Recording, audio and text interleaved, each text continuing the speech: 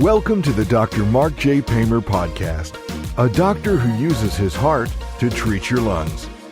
Here's your host, Dr. Mark J. Pamer. Is stress taking your breath away? Find out in an eye-opening interview with a top Port St. Lucie lung doctor.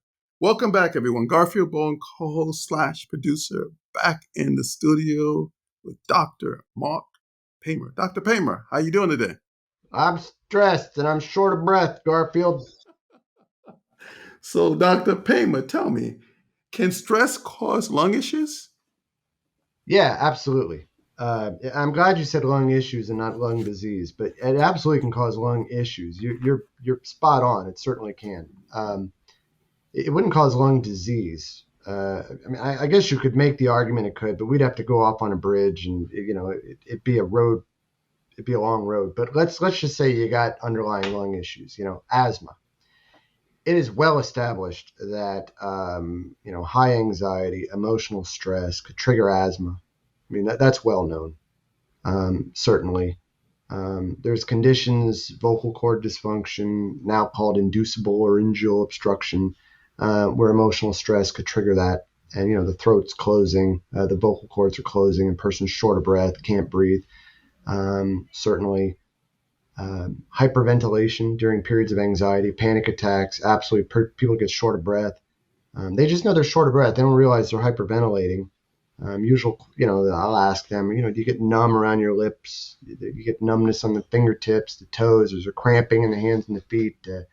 They're developing a respiratory alkalosis. They're hyperventilating. Their calcium levels drop, and they get what we call paresthesia. And that's from hyperventilation. And that's usually stress-induced. Stress can certainly impair immunity. We know that. Everybody knows that. That's absolutely true. And once your immune system's impaired, all kinds of things can happen, and that can set a person up for reactivation of existing viruses. Doesn't even have to do with the lungs. I mean, how many people have you seen shingles come out on because they've been stressed? But there can be reactivation of viruses, reactivation of underlying issues, the asthma. But with impaired immunity, it can set you up to get infected by pathogens. And people just in an anxious state may just manifest with increased shortness of breath. Further, stressed out, they may eat, put weight on. They got any heart failure, they put fluid weight on, they're getting short of breath. It may worsen their cough. There's certainly psychogenic cough. I see it. People just seem to manifest their anxiety as a cough.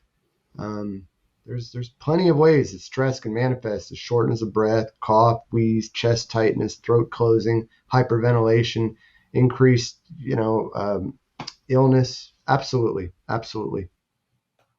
I guess people smoke when they're stressed out too, huh? Yep. That's a good point. Don't smoke. Listen, great job. Dr. Pamer, enjoy the rest of your day. We'll see you in the next episode. Thank you, sir. Thanks for listening to the Dr. Mark J. Pamer podcast. To learn more about the doctor who uses his heart to treat your lungs, go to markpamerdo.com or call 772-785-5864. Once again, that's 772-785-5864.